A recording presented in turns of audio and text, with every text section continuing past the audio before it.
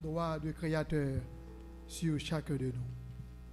Il reçoit jour et nuit l'adoration des anges qui lui sont restés fidèles et qui n'ont jamais connu de péché, mais réclame aussi de nous, pécheurs misérables, notre adoration.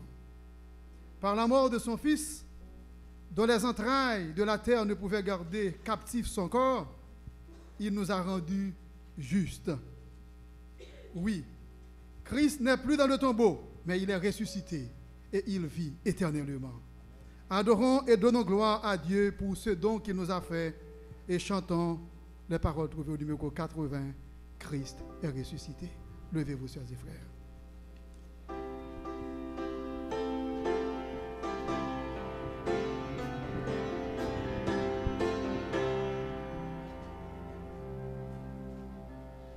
Christ est ressuscité, quand des chants joyeux, sans triomphe en tout lieu, sois exalté.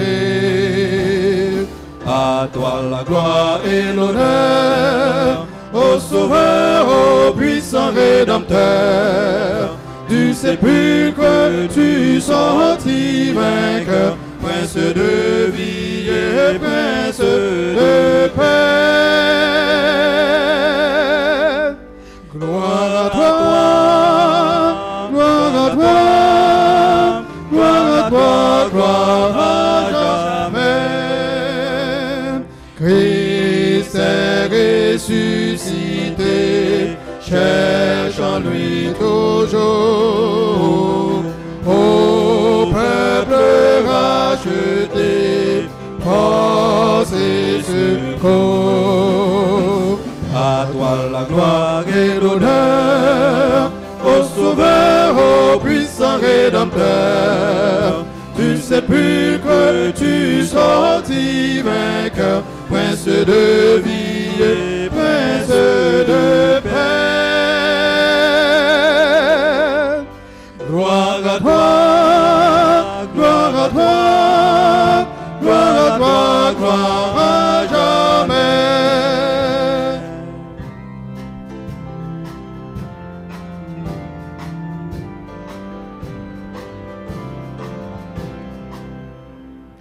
Christ est ressuscité, par lui nous vivrons,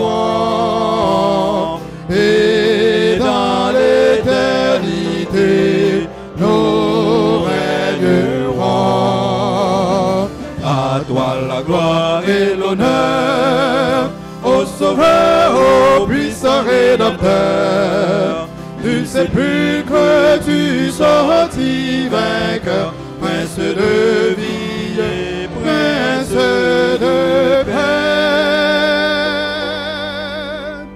Gloire à toi, gloire à toi, gloire à toi, gloire à jamais.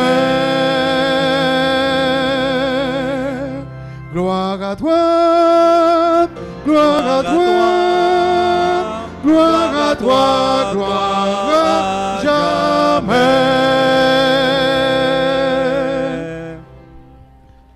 Sachant qu'il lui reste peu de temps, Satan s'évertue à multiplier ses attaques en vue de nous faire tomber.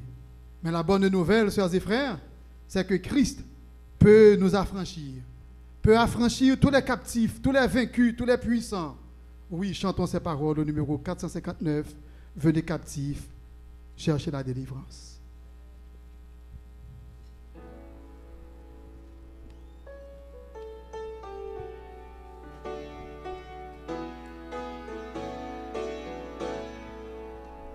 Venez captifs, cherchez la délivrance auprès de Christ, notre Sauveur.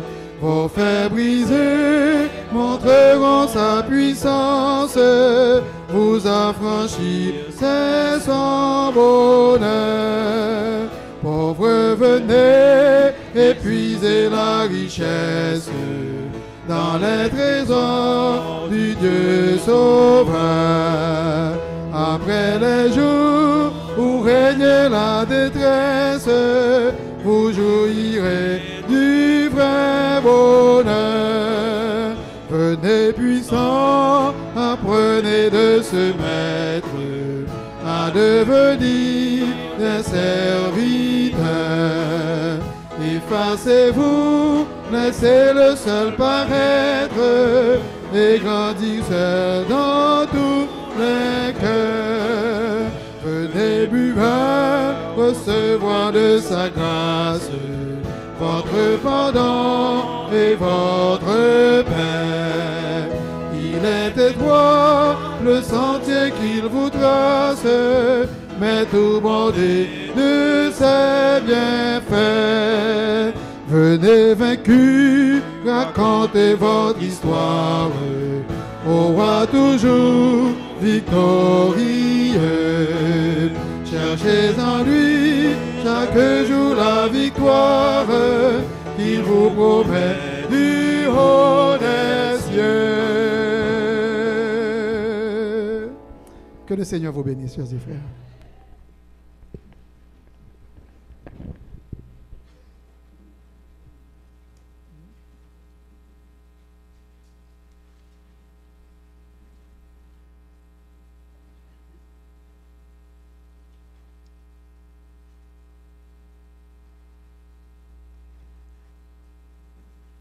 Mes frères et mes sœurs, bonjour. Mes frères et mes sœurs, bonjour. Bon sabbat dans le Seigneur. C'est toujours avec un cœur rempli de reconnaissance et de gratitude que je me présente devant vous, peuple de Dieu, pour prendre la parole au nom du Seigneur. C'est une bénédiction, c'est une grâce, c'est un privilège. Mais c'est surtout et avant tout une grande responsabilité de porter les oracles sacrés. À chaque fois que j'ai eu la possibilité et la chance de pouvoir porter le message de Dieu, je tremble. Parce que c'est quelque chose d'extraordinaire. Et il faut qu'on soit responsable pour le faire. Puisse Dieu m'effacer complètement afin que sa parole puisse être proclamée et que son Saint-Esprit parle à nos cœurs. Et chacun de nous, en espérant que vous allez sortir d'ici édifiés à salut.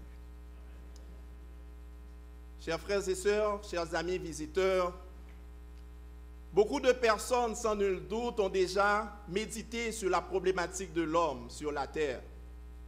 Ils se demandent: comment sommes-nous arrivés là?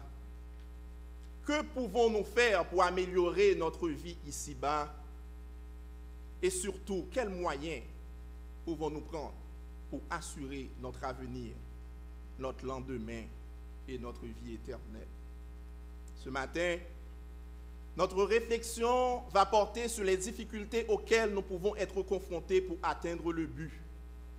Oh, j'espère que le but de chacun ici présent, c'est de revivre. Revivre pour ne plus jamais connaître la souffrance. Revivre pour ne plus jamais connaître la désolation. Revivre pour ne plus jamais connaître le péché. Ce matin, je veux vous rappeler que nous sommes des créatures extraordinaires de Dieu. Le psalmiste se déclare: c'est toi qui as formé mes reins, qui m'as tissé dans le sein de ma mère. Je te loue de ce que je suis, une créature si merveilleuse. La conception de cette créature était parfaite parce que le Créateur l'avait conçue selon son image et selon sa ressemblance. Au milieu d'un jardin où tout était sublime, joie et bonheur, la voix du Créateur se faisait entendre tous les jours, car son but était d'entretenir une relation d'intimité, de complicité, d'amour avec ses enfants. Oh, pendant longtemps, une seule voix se faisait entendre dans le jardin d'Éden. Pas d'interférence, pas de doute, pas d'intrusion. Tout était parfait, en parfaite harmonie. Il ne connaissait pas la maladie parce qu'il ne connaissait pas le péché. Leur équilibre physique, affectif, mental et émotionnel était parfait parce que leur équilibre spirituel était parfait. Soudain survient une autre voix. D'autres murmurent le doute, la désobéissance, le désespoir et la désolation. La voix qu'ils ont entendue les ont entraînés vers le chaos, la douleur, l'amertume et le désarroi. Mes frères et mes sœurs, je tiens à vous dire que cette voix ne fait pas peur. C'est une voix normale. Elle s'introduit subtilement la plupart du temps avec une partie de vérité et une partie de réalité. Dieu a-t-il réellement dit? Il ne savait pas. C'est comme s'il ne savait pas. Il veut être sûr. Et il a posé encore la question à Ève. Dieu a-t-il réellement dit? Et ainsi, ils ont été entraînés dans le terrain mouvant du doute concernant l'authenticité et leur compréhension de la parole de Dieu. Le doute, la manipulation et le mensonge étaient au rendez-vous. Oui, mes frères et mes sœurs, ce fut la maladie, la rupture et le détachement. L'homme a été infecté par la maladie du péché, une maladie incurable qui entraîne la honte, le déséquilibre des aspects biopsychosociaux et spirituels de l'être humain. Oh, cette maladie entraîne le retrait social parce qu'ils ont été se cacher. La culpabilité, la souffrance, la misère, pour enfin se terminer par la mort. Ils ont perdu leur équilibre spirituel. Leur amour pour Dieu s'affaiblit et ils font plus confiance à Dieu. Ils ont cherché d'abord leur propre intérêt. Cette déchéance a fait appel à leur moi, leur propre gloire, parce qu'ils voulaient être comme Dieu. Genèse 3 et le verset 5. Et ils ne comprenaient pas que les conséquences immédiates et permanentes du péché étaient là. Mes frères et mes sœurs, je n'ai pas besoin de vous expliquer la suite des choses. Non, j'ai nul besoin de vous expliquer parce que nous sommes le produit de cette désobéissance. Nous sommes le produit de ce péché. Oh, Dieu nous a assuré le salut en envoyant son Fils Jésus mourir sur la croix infâme du calvaire pour le pardon de nos péchés. Dieu avait un plan de sauvetage, un plan de la rédemption. Mais il n'en demeure pas moins que les conséquences du péché sont dévastatrices, visibles, douloureuses et mortelles. Combien d'entre nous, ce matin, sommes rongés par la maladie et la souffrance? Combien de nous, ce matin, sommes physiquement malades, sommes mentalement malades, socialement malades et spirituellement malades? Oh, le constat est clair. Nous sommes tous assujettis à la maladie à différents degrés. Et si quelqu'un se réjouit de ne pas avoir encore connu la maladie, qu'il prenne patience, car ça ne saurait tarder. Mes frères et mes sœurs, à travers le monde, les conséquences du péché font rage. Vieillards, adultes, jeunes, enfants portent le châtiment du péché. Notre corps physique et notre santé mentale sont perturbés par les ravages et les conséquences du péché. Ce matin, je ne vais pas m'attarder pour vous parler des ravages du péché sur le plan de vue physique, mais je vais vous accompagner dans une réflexion sur notre état mental, sur notre santé mentale. Parce que la santé physique d'un individu dépend de son état mental et de son état affectif. Oh, il est scientifiquement prouvé et établi que la colère est néfaste. La colère tue. L'individu qui s'irrite souvent s'expose davantage aux maladies cardiovasculaires et qu'ainsi à d'autres troubles. Depuis plusieurs années, la Bible, en des termes simples et clairs, avait déjà établi un lien entre l'état affectif et l'état de la santé mentale. Un cœur calme est la vie du corps, Proverbe 14 et le verset 30.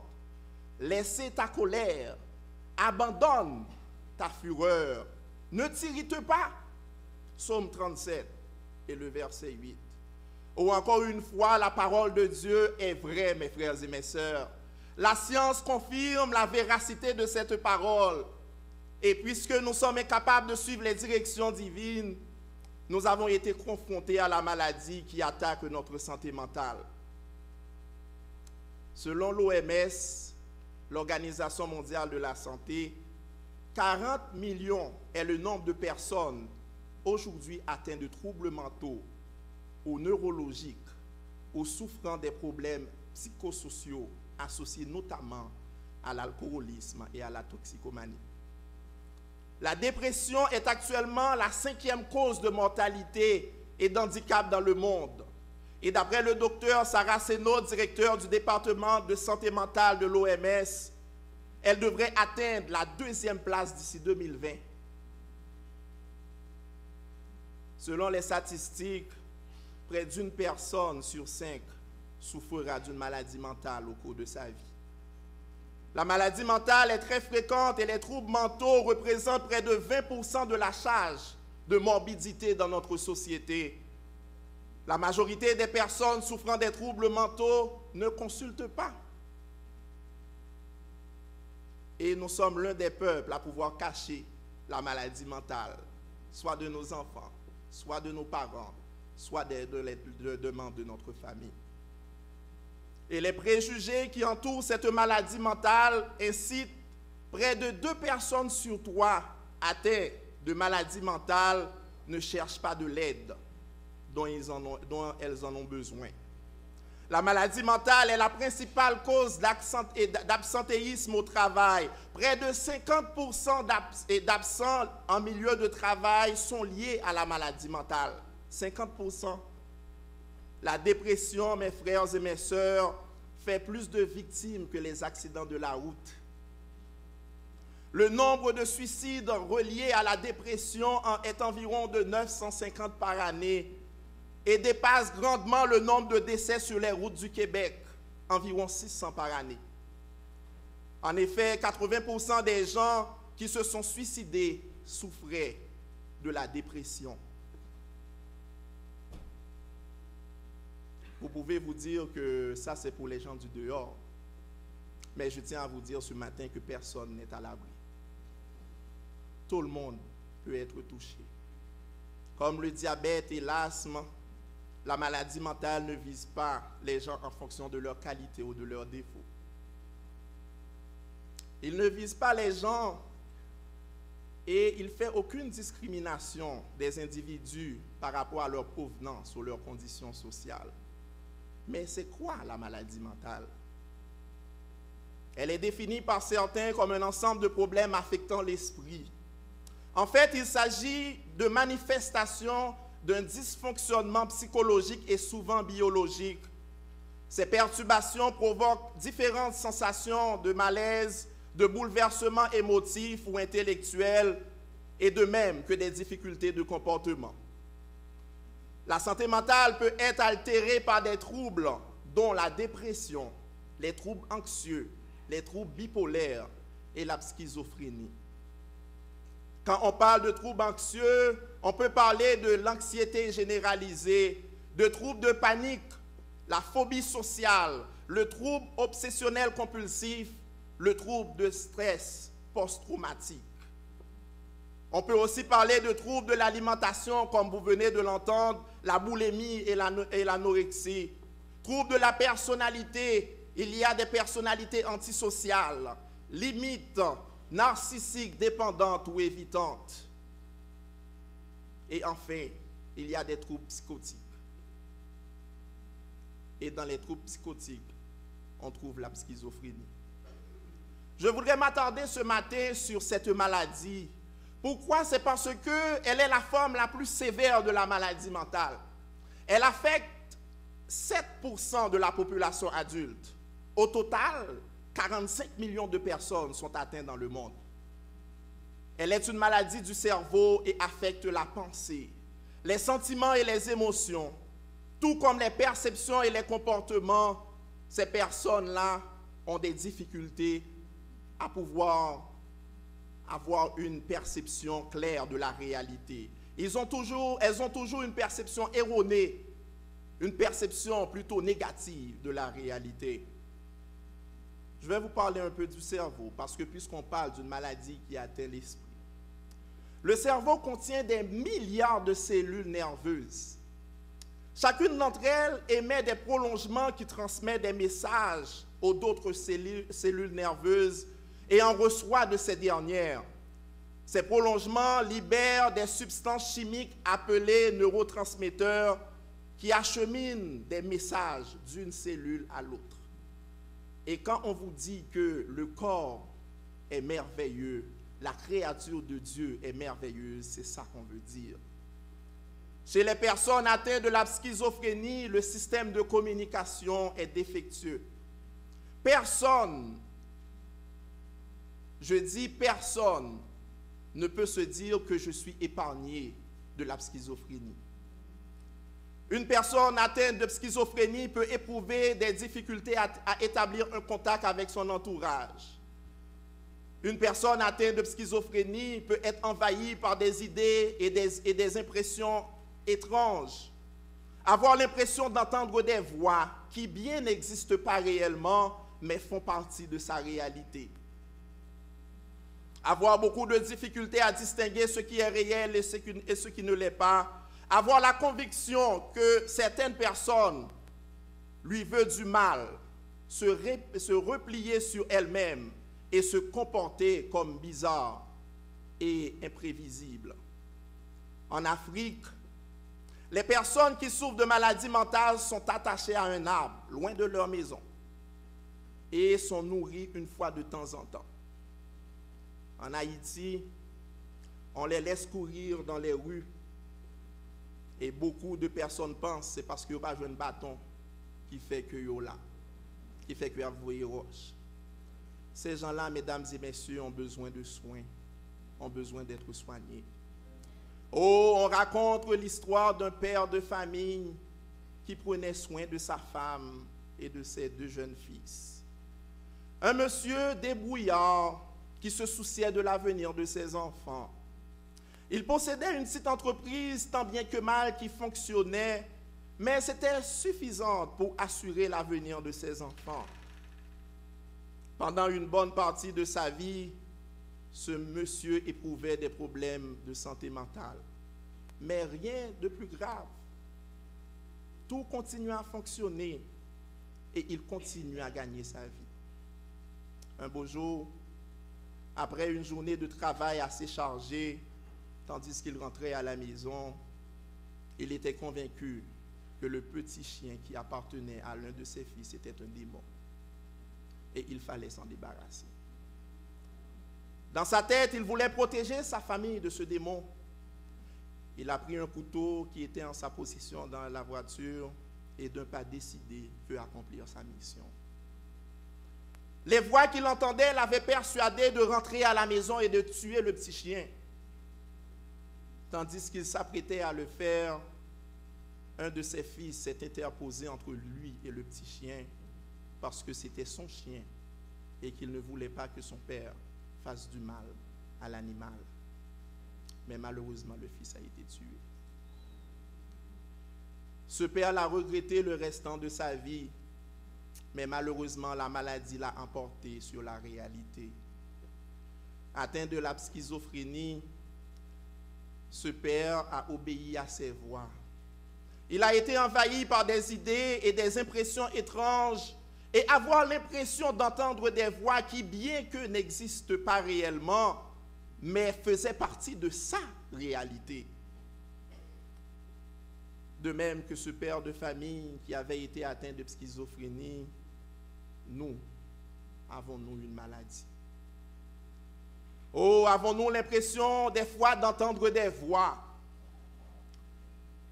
Entendons-nous des voix, mes frères et mes sœurs? Quelle voix entends-tu ce matin? Oh, quelle voix entends-tu? Parce qu'il pourrait en avoir beaucoup.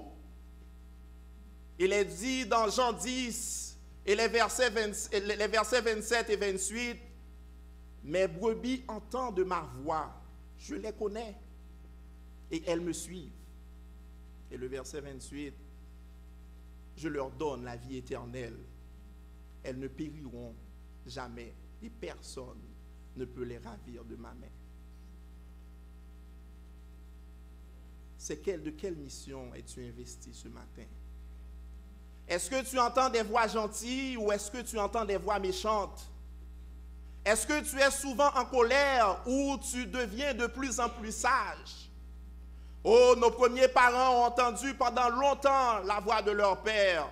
Ils connaissaient la voix de Dieu, mais malheureusement ont été influencés par la voix de l'ennemi jusqu'à commettre l'irréparable, si ce n'est la mort de Jésus sur la croix.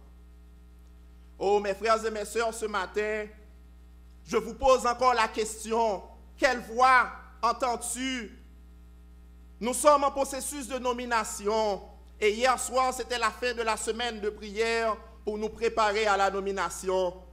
Quelle voix entends-tu ou entendras-tu pendant les prochains jours? Est-ce la voix de Dieu qui te demandera qui enverrai-je et qui marchera pour nous? Ou la voix de l'autre qui te dit tu peux demeurer dans ton sommeil spirituel?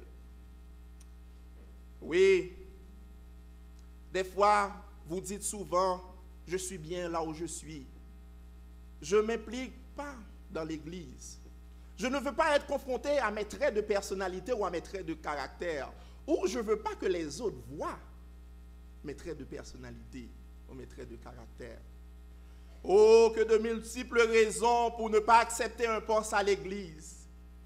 Je n'ai pas de temps, c'est métro, boulot, dodo. Ou du moins, nous cherchons l'autre excuse pour nous dire, moi, pas envie de travailler avec Mounsa. Ou avec Mounsa yo. Mais qui Mounsa yo yé? Ce sont des enfants de Dieu. Mes frères et mes sœurs, je tiens à vous dire ce matin, c'est une bénédiction de s'enrôler dans l'armée du Seigneur. C'est une bénédiction. Nous sommes malades spirituellement et nous avons besoin d'une guérison. Mais cette guérison ne viendra pas tout seul en restant assis sans rien faire. Cette guérison est dans l'action, mes frères et mes sœurs. Cette guérison est dans l'épreuve. Parce que quand nous ne pas voulons affronter l'épreuve, nous mettons dans un coin parce que l'épreuve n'a pas bien joué nous. Hein? Mais quand nous commençons à travailler avec le monde, le ça après gagner un problème d'incompatibilité de caractère, ou après dire on bagaille, l'autre l'a pas accepté, ou après penser c'est vous qui avez raison, et puis ça finit plus. Et maintenant la colère, la déception, et j'en passe. Tu ne sauras jamais quel chrétien tu es, mais si tu rentres pas à l'église, si tu rentres seulement à l'église pour écouter la parole et repartir, c'est en quoi tu vas être éprouvé. Si tu ne veux pas t'impliquer maintenant, c'est quand est-ce que tu vas vouloir le faire? Parce qu'on assiste au dernier moment de l'histoire de ce monde. Quand la voix de Dieu t'appelle, quand la voix de Dieu t'appellera dans les prochains jours à travailler pour lui, qu'est-ce que tu vas répondre? Vas-tu répondre non parce que tu as peur? Vas-tu répondre non parce que ta peur sera influencée? Ou vas-tu te dire, comme le prophète Ésaïe, me voici Seigneur, envoie-moi. Moi, je suis un exemple parfait de cette situation. Il y a de cela 2 ans, j'avais dit que je ne vais pas accepter un poste à l'église. Parce qu'il y avait certaines personnes avec qui je ne voulais pas travailler. Mais ce matin, je tiens à vous dire, mes frères et mes sœurs, Dieu m'a permis, après 2 ans, de faire des expériences personnelles, de faire des expériences merveilleuses avec lui. Oh, j'ai eu la chance de travailler sur mon orgueil. J'ai eu la chance de travailler sur mon moi, sur ma colère, sur mon intolérance, sur ma patience et ma persévérance. Le travail est de Dieu, mes frères et mes sœurs. Le travail est de Dieu, mes frères et mes sœurs. Et si tu ne veux pas travailler, Dieu va faire venir d'autres personnes. Ça va être les ouvriers de la dernière heure. Et ils vont prendre notre place ici. Je repose encore la question ce matin. Quelle voix entends-tu? Oh, ce père de famille qui a tué son enfant a reçu de la médication pour arrêter ses voix. Et toi, que fais-tu pour arrêter les mauvaises voix qui t'assaillent? Lorsque Satan influence tes pensées, son seul but est de te nuire. Son seul but est de te séparer de Dieu, de paralyser ta vitalité spirituelle et de t'empêcher à obéir et à servir Dieu. Soit tu tombes dans le découragement, soit tu tombes dans la tentation, dans la frustration, dans la dépression et dans le désespoir. La voix de l'Esprit de Dieu est très différente.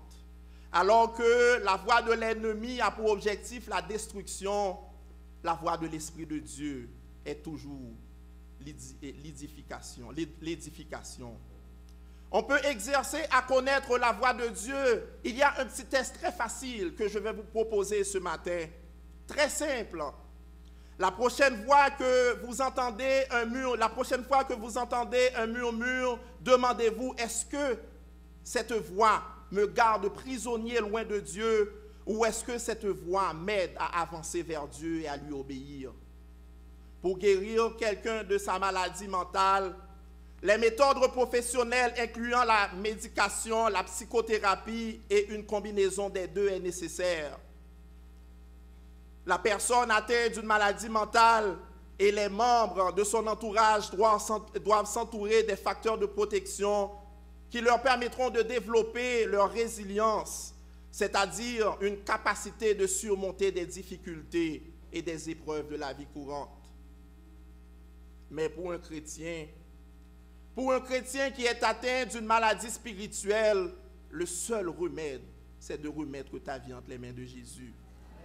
Le seul remède, c'est de se munir du Saint-Esprit de Dieu. Oui, mes frères et mes sœurs, ce matin, je vous fais l'invitation de pouvoir accepter l'appel de Dieu. Vous pouvez avoir plusieurs voix. Vous pouvez être dans la salle, mais vous entendez plusieurs voix. Et vous pouvez même entendre la voix de l'ennemi. Mais ce matin, je vais vous demander de faire silence en vous et autour de vous pour entendre la voix du Saint-Esprit. Et pour terminer, je vais vous raconter une histoire. L'histoire d'un jeune homme qui était fiancé à une jeune fille. Leur relation fonctionnait bien. La jeune fille n'avait pas réussi l'examen de la rhétorique en Haïti et elle devrait refaire la classe. Son fiancé l'encourageait parce qu'ils avaient des buts communs, ils avaient un avenir à préparer.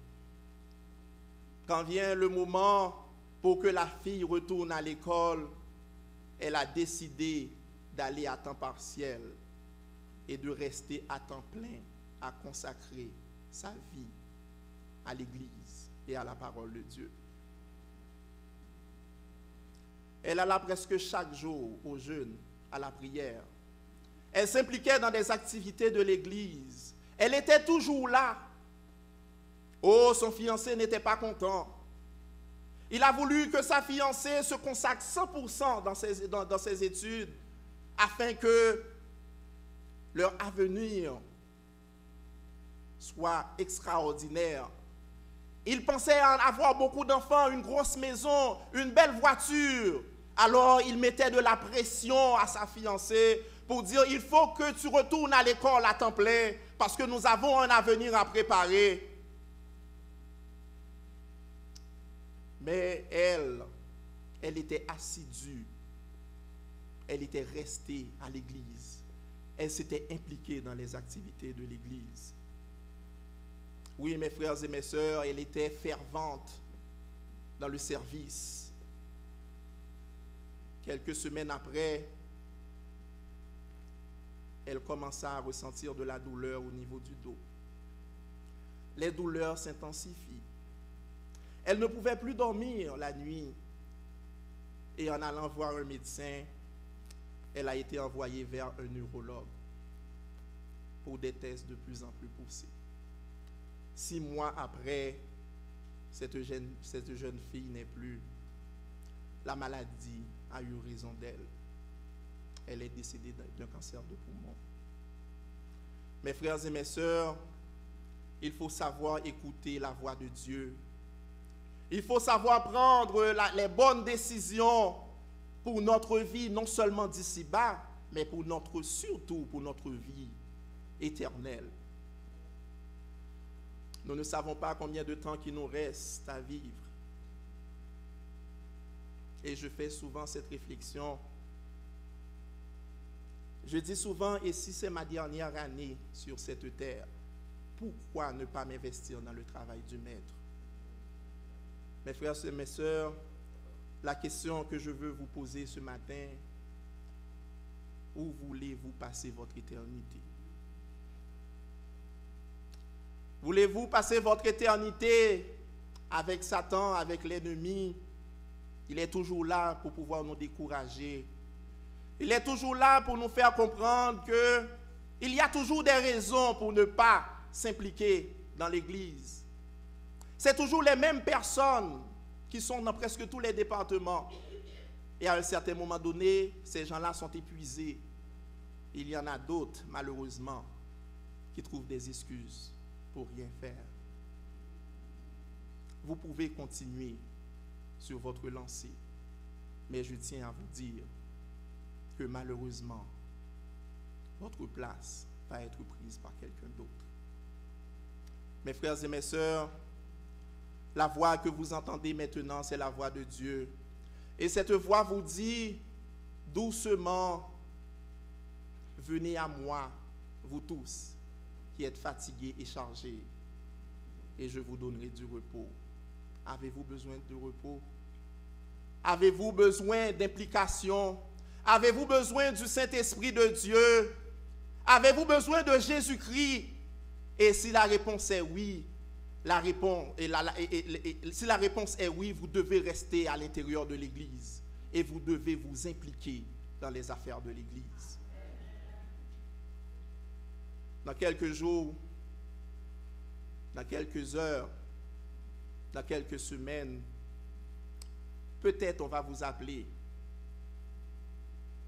Il y a des gens qui font déjà des plans pour dire, de toute manière, je ne vais rien accepter pour l'année prochaine. Ils contrôlent le Saint-Esprit de Dieu, ces gens-là. Quelle voix qui vous influence ce matin?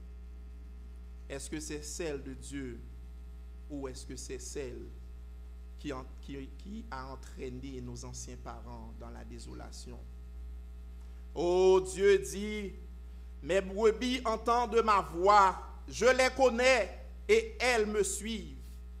Je leur donne la vie éternelle, elles ne périront jamais et personne ne peut les ravir de ma main. Si vous êtes entre les mains de Dieu, il n'y a personne qui peut vous enlever de là. Alors mes frères et mes sœurs, l'invitation est lancée. Réfléchissons. Réfléchissons à notre avenir terrestre. Réfléchissons à notre avenir spirituel. Pourquoi je parle d'avenir terrestre? C'est parce que Dieu va nous accompagner dans beaucoup d'expériences avec lui. Vous aurez tellement de témoignages à raconter, tellement de choses à dire, que d'autres personnes vont pouvoir accepter la vérité et vont pouvoir rentrer au bercail. Et je suis content ce matin parce qu'avec la même joie avec laquelle que j'étais rentré dans les ministères que Dieu m'avait donné, c'est la même joie que j'ai maintenant. Je ne suis pas découragé et je me suis dit tout le temps que je suis toujours à la disposition de l'Éternel. Pouvez-vous faire cette réflexion avec moi? Pouvez-vous répondre à cette question? Pouvez-vous, mes frères et mes sœurs, avancer avec moi vers la vie éternelle, vers le chemin qui mène au ciel? Si vous le voulez, je vais vous inviter à vous mettre debout.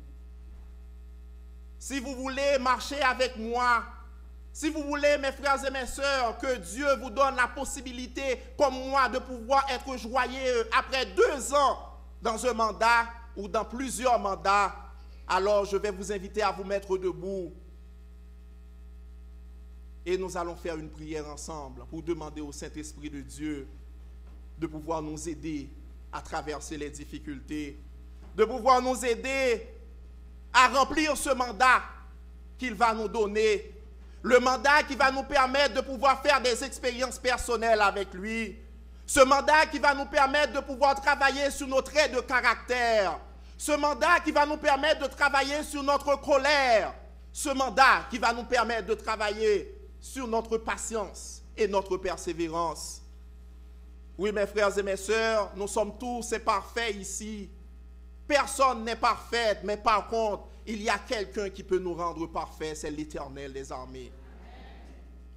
Alors ce matin, si vous le voulez, si vous voulez que Dieu fasse un travail extraordinaire dans votre vie, si vous voulez que Dieu vous accompagne dans ce chemin si difficile, alors je vais vous demander à vous baisser la tête et je vais inviter le premier ancien de l'Église à faire une prière pour demander à Dieu de nous aider à écouter sa voix. Alors nous allons nous baisser la tête et le premier ancien fera pour nous une prière. Éternel, notre Dieu, une fois de plus, nous t'adressons nos louanges, nos actions de grâce. Nous te remercions de ce que tu as fait de nous, tes enfants, membres de la famille de Dieu. Qui sommes-nous pour faire partie de ce grand peuple qui se prépare à rencontrer Jésus qui vient bientôt? Merci, Seigneur, pour les dons, les talents que tu nous as dotés. Nous voulons mettre ces dons et ces talents au service de ton Église, au service de nos frères et sœurs, au service de nos familles. Ô Seigneur, aide-nous à les faire fructifier, afin que par notre entremise, tu puisses amener des âmes sincères à toi pour leur salut éternel. Nous voulons te demander pardon aussi, Seigneur, pour toutes les fois que nous avons négligé ces dons et ces talents. Te demandons, Seigneur, de nous réveiller, de nous réformer, de transformer nos cœurs, nos vies, afin que nous soyons aptes à te servir, à servir aussi nos frères et sœurs dans la foi, à servir les membres de notre entourage.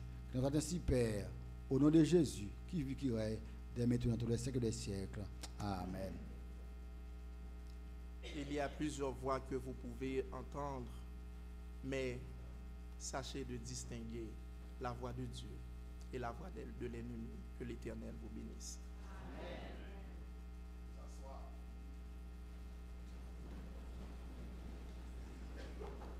Merci frère Gérald pour le message. Nous venons de travailler avec beaucoup de difficultés pour trouver des noms. Et nous avons vous présenter le résultat de notre travail, mais je voudrais m'adresser à ceux qui sont proposés. Si éventuellement l'Église accepte ces noms, je vous demanderai de ne pas décliner, d'accepter. Vous comprenez ce que je dis? Si l'Église accepte ces noms, vous qui êtes concernés, de ne pas décliner. Si c'est pour problème d'horaire, nous allons travailler généralement pendant le week-end, vendredi soir, samedi. Nous pouvons comment nous ajuster avec votre horaire. Donc, travaillez pour le mettre, écoutez la voix divine. Je demande à la secrétaire de la commission, au secrétaire de la commission, d'accord, de venir, frère Daniel Telonge, pour vous proposer des noms, les 17 noms. Merci.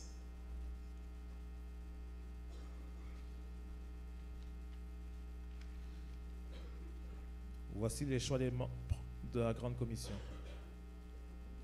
Gérald Pierre, Jean-Marie Similien, Phèdre René, Patrick Saint-Fleur, Florcy Régis, Gipsley Florville. Je demande aux concernés de se lever pour que l'Église puisse les voir. Votre serviteur Daniel Terlonge, Samuel Dorneval, Kenel Guerrier. Léa Jean. Samuel. Emmanuel Lamour. Lugner Estriplet. Luckner, ouais, Luckner. Fritz Hiller. Marie-Claire Zéphir. Edens Simerville. Gladner Desrosiers.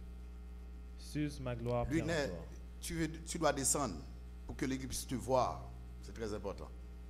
Et dernièrement, Suze Magloire Pierre-Antoine. Ouais, il est.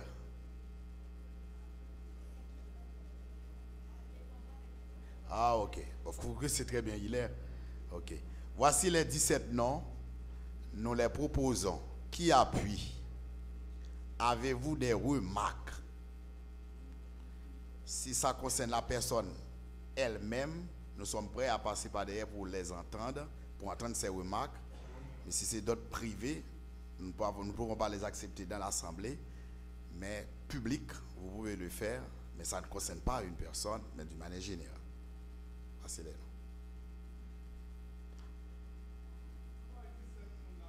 D'accord, merci. Reprenez pour nous rapidement. Frère Gérald Pierre. Gérald Pierre est là, hein? Frère Jean-Marie Similien. Jean-Marie est là, 2. Frère Phèdre René. Le premier ancien. Frère Patrick Saint-Fleur. Patrick est là, ça fait 4. Sœur Florcy Régis. Où est Flo? Elle est en bas. Elle est en bas. C'est la fille de Alex Régis, très connu. D'accord, oui. Frère Gipsley Fleurville. Il est là. Votre serviteur Daniel Terlonge. Daniel Terlonge est là, c'est la secrétaire. Le secrétaire, excusez-moi. On est tellement habitué avec les filles secrétaires. Daniel, tu me pardonnes. Et moi, c'est madame, vous pardonnez déjà. Excusez. C'est fait tellement dans la tête, nous, comme secrétaire. Frère Samuel Dorneval. Ok, Samuel est là. Frère Kenel Guerrier. Kenel est là, c'est le président des diacres. Frère Sœur Léa Jean. Sœur Léa, c'est madame Costel Jean. Sœur Emmanuel Lamour. Emmanuel Lamour, c'est maman, pour les intimes. Frère Luckner Estriplet. Striplet, ouais, Striplet. Au fond, c'est au fond. D'accord. Frère Fritz Hiller. Fritz Hiller, nous connaissons très bien, le responsable des ministères des hommes. Sœur Marie-Claire Zéphir. Marie-Claire Zéphir, mais derrière nous là, il porte les lunettes. Frère Edens Simerville. Simerville ou Edens? L'idée, madame, il a à peine accouché là, un gros garçon. Frère, qui est ça encore? Frère Gladner Desrosiers. Gladner Desrosiers, c'est ancien, nous connaissons, c'est compagnon de visite. Moi. Et finalement, Sœur Suze Magloire Pierre-Antoine. Sœur Pierre-Antoine, nous connaissons parler en pile, mais la mettre dans la parole. D'accord, merci. Vous êtes satisfait en vrai? Ok, il est. Oui.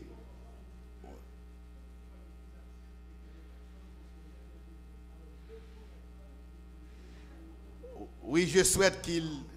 Non, si l'église éventuellement accepte, donc puis nous décliner dans le sens que nous proposons, nous là, puis nous quitter l'église, accepte nous, avant que l'église ait remarque sur nous. Mais nous ne pas de décliner compte tenu de... nous c'est nous travail pour le Seigneur. À moins que l'église agisse le contrairement.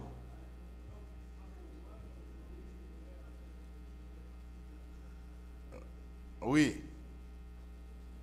Tu as une marque.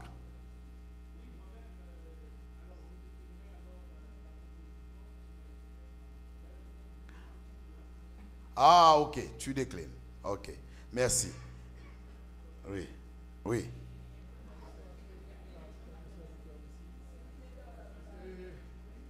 Je pense que je vais adopter la même position que mon ami frère Fritz Hiller. La raison est quoi? D'accord. Ouais, je pense que je vais adopter la même position que mon ami Fritz Hiller, car je dirige le chœur de Saint-Léonard. On prépare un concert pour le 21 novembre. On pratique les vendredis soirs et les samedis, et éventuellement le dimanche. Donc ça va être très difficile pour moi d'accepter cette nouvelle. D'accord, merci, merci beaucoup. Vous êtes priés de vous asseoir. Accordez-moi quelques minutes. Je vous demande aux membres de la commission de s'avancer rapidement, pas derrière.